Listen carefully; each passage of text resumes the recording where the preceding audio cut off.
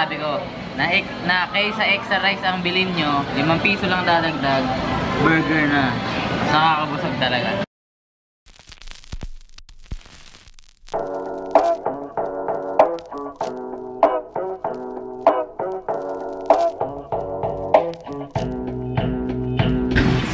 Alam niyo yung pakiramdam ng madaling araw na pero hindi ka makatulog kahit malamig yung panahon kasi nagugutom ka. Kaya yun yung nararamdaman ko ngayon. So tara, samahan niyo muna ako. Solusyonan natin yung problema natin. Ano bang solusyon pag di ka makatulog nang nagugutom ka? Diba? Hindi kakain ka. There goes a sight from my soul.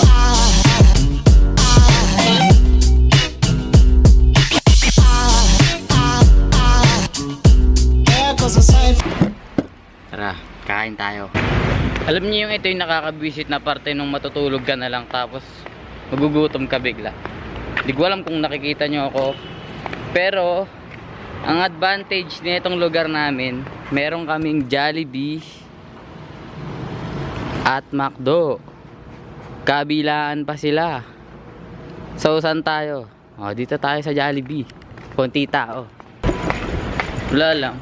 Subukan lang natin kumain ng paborito nating Yum Burger. May sabihin pala ako sa inyo. Magkwento na lang tayo. Total, di naman ako makatulog eh. Boss, good morning. Uy. Boss! There goes a sight from my soul. Alam niyo ba ako ng oras na? Ano oras na nil? 2:15, di ba? Nandito ko. Buti na lang may 24 hours na Jollibee dito sa lugar namin. Order na ako. There goes a sight from my soul.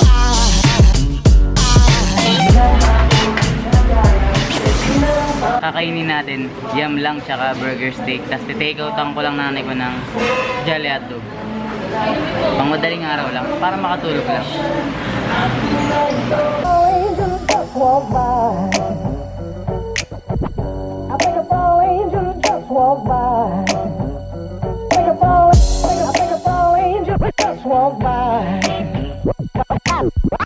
I think it's all angels just walk by.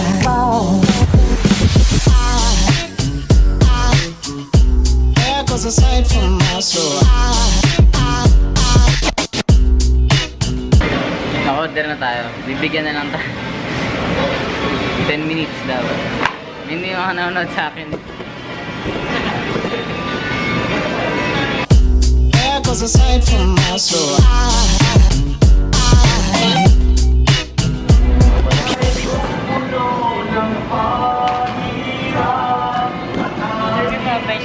Thank you, boss. Mga boss, tuturuan ko kayo ng technique dito sa Jollibee. Pag kumakain ako sa Jollibee, pag gutom na gutom ako, imbis na umorder ako ng extra rice para mabusog, binibili ko na lang extra yum. Kasi magkano na lang idadagdag mo? Magkano na ba kanin dito? Nasa 5 piso na lang yata idadagdag mo, burger na kaysa kanin, diba? Mas mabigat sa tiyan yung burger kaysa sa kanin.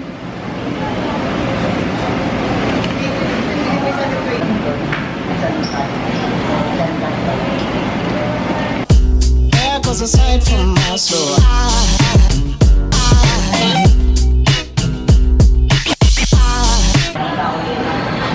Ito na yung sinasabi ko. Na kaysa extra rice ang bilhin nyo, 5 piso lang dadagdag, burger na. Nakakabusog talaga. Tapos uwi na rin tayo pagkatapos nito. Buti na lang talaga may McDo tsaka Jollibee dito sa lugar namin. Pero kukwento ko lang sa inyo na yung McDo na yan. Sana ba? Yung McDo na yan, bahay namin yan dati. Nung bata pa ako, dyan nakatirik yung bahay namin na pagmamayari ng lola ko. Pero nga dahil lumiikot ang mundo, minsan nasa ibabaw ka, minsan nasa ilalim. Naghirap yung pamilya namin at binenta nga yung lupa na yan, kaya naging McDonald's. Kaya ngayon wala kaming sariling bahay at nangungupahan lang kami. Buong pamilya namin dito sa Bambang nangungupahan lang lahat. Pwera lang sa mga pinsan ko na nakapag-asawa ng mga may sariling bahay. Sila yung mga hindi nangungupahan. Pero kami, dapat talaga dyan pa rin kami nakatira. Kung hindi lang naghirap yung buhay namin. Pero ganun talaga, minsan bumababa, minsan tumataas. Okay, tas na tayo kumain. Dadalhin natin sa nanay ko to.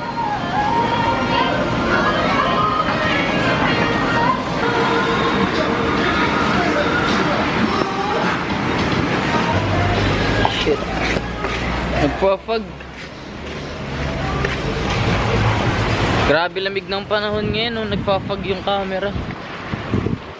So, siguro naman makakatulog na tayo na ito kasi busog na tayo.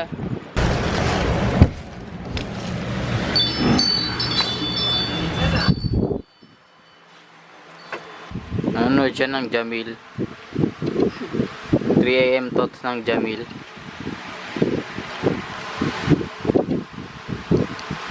Mga na siyang multo.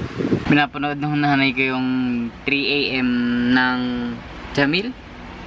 Yung nakakita yata sila ng ng multo dun sa condo nila. Eh alam mo naman yung dalawa na yun, mahilig silang gumawa ng kalokohan. Pero wala tayong 3 AM na ganun. Pero magti 3 AM na, hindi pa tayo tulog. Wala tayong ganun, meron tayo 3 AM thoughts. Alam nyo to, hindi, itong kumpanya na to, hindi nila ako fan Hindi nila ako fan. Talagang gusto ko lang yung mga nilalabas nilang sapatos. Hindi ako fan ng Nike kahit na sabihin natin may 4 na sapatos na Nike dito sa shoe rack ko. Bali 5 pala sila. May 5 akong sapatos ng Nike, pero hindi nila ako sobrang fan na dahil sa nagalingan ako dahil sa nagandahan ako sa mga sapatos nila. Pero mas nagustuhan ko yung kumpanya nung Nike dahil sa slogan nila, yung Just Do It. Talagang para sa akin maganda yung ibig sabihin. Kahit sabihin mong may mga salita talaga na 3 salita lang siya, pero depende talaga sa mga tao kung paano nila maintindihan yung 3 salita na yun, yung Just Do It. Kasi aminin naman natin o hindi, iba talaga tayo ng pag-iintindi sa mga bagay-bagay. Na isipin mo nung kinder ka, sinabi sa atin nung mga teacher natin na ilagay nyo kung anong gusto nyo maging paglaki nyo. Yung iba gustong maging ganito. At sinabi sa atin nung teacher natin na paglaki nyo, makukuha nyo lahat ng gusto nyo, maabot nyo yung mga pangarap nyo. Siguro yung iba sa atin, nung mga bata pa tayo, wala lang sa atin yun. Kumbaga, pasok dito, labas dito lang kasi bata ka pa. Pero may ibang bata na ang pagkakaintindi talaga dun ay iba talaga. Ayun yung ibig sabihin ng iba-iba yung pag-iintindi natin. Yung Just Do It nga, maganda yung ibig sabihin yan sa akin na isa yan sa magandang motivational sa totoo lang. Yung Just Do It, talagang kapag may pangarap ka na gusto mong maabot sa buhay mo, just do it. Kahit may lumait sa'yo, kahit may humarang sa'yo, just do it. Kahit mahirap ka, kahit kapos ka sa buhay, kahit maraming hadlang, just do it. Ayun yung gusto ko sa slogan nila. O diba? Kasi sa mga batang nanonood sa akin ngayon, bata pa kayo, marami pa talaga kayong may experience. At marami pa kayong, siguro ngayon hindi pa kayo sigurado kung anong gusto nyong gawin pagkatapos nyo mag-aral. Pero sabihin ko lang sa inyo na kung ano man yung gusto nyong pasukin, just do it lang. Gawin nyo lang. Basta itatak nyo lang sa isip nyo na yun yung gusto nyong gawin. Para kahit ano man mangyari, tulad ng sinabi ko dati, kahit anong mangyari, walang makakahadlang sa'yo. Magagawa at magagawa mo yun. At eto na. Eto seryoso ako dito. Alam ko na ang mga umaabot lang sa mga ganitong parte ng video ko. Itong medyo dulong parte na. Tapos hindi ito ukay-ukay shoes. Ang mga umaabot lang dito, yung mga solid talaga ng mga boss ko. Kaya dito ko na i-announce. Ha. Na pag umabot tayo na 25,000 subscribers, mamimigay ako ng I'm Still Learning shirt. At dahil solid ka boss at umabot ka dito sa video na to, dito sa parte na to, kahit hindi ito ukay-ukay shoes, naniniwala ako na isa ka sa solid na mga nanonood sa akin at ang gusto kong makakuha nung damit ay isa sa mga solid na nanonood sa akin, which is ikaw, dahil umabot ka dito kahit hindi ito ukay-ukay shoes. Ngayon ganito, ang mechanics natin ay i-comment mo lang dito mismo sa video na to. Sa baba, i-comment mo kung ano bang natutunan mo dito sa video na to, kung paano ka na-inspire, kung may napulot ka nga ba. Basta kung anong gusto nyong sabihin tungkol sa channel na to, At ilagay nyo lang yung hashtag just do it. Ayun lang. At pipili ng mananalo base sa mga nagko-comment dito mismo sa video na to. At i-announce ko yung mga mananalo next week sa linggo. Ganito nga pala siya. Sa mga mananalo, magsiset ako ng petsa. Pero syempre, kukunin ko muna yung mga sizes nyo, i-PM nyo ako sa FB kung sino mang mananalo. Magsiset ako ng petsa na pupunta kayo sa McDonald's Abad Santos. Dito yun sa lugar namin, doon sa kabila nung kinainan natin. Para pumunta kayo doon at doon tayo magkikita para ibigay ko sa inyo yung mapapanalunan yung damit. Ngayon, kung hindi nyo kayang pumunta sa McDonald's Abad Santos ng ganung petsa o malayo ka sa Maynila, hindi ka taga Maynila, ay magpadala ka na lang, ipapashipping na lang natin yung damit. Syempre sagot mo. Pero yun, good luck sa mga sasali. I-comment nyo na lang sa baba at hashtag just do it. Kita-kita tayo sa linggo kung sino nga bang mananalo. Salamat mga boss, kita-kita tayo doon. Sabi ko, design siya para sa 10,000 subscribers hanggang 20,000. Pero hindi ko akalain na babanatan nyo ako ng 20,000 subscribers sa loob ng isang linggo. Parang nung nakaraan linggo lang, may 10,000 subscribers tayo. Ang nakakabili pa lang ng damit, nasa 10 pa lang. Hindi naman pwedeng 10 lang silang magkakaroon ng ganong design, 'di ba? I-extend natin siguro siya hanggang 30,000 o 50,000 subscribers, depende kung gaano siya ka-base. Pero may next na tayong design na nag-aabang. Baka nga yung next na design na ipamigay ko sa inyo eh. Depende. So hanggang dito na lang mga boss. Maraming salamat sa 20,000 na subscriber ko. At kung hindi ka pa isa sa mga boss ko, ay hit mo na yung subscribe button sa baba. Pasensya na kayo, naantok na ako. Para nga manalo kayo nung damit.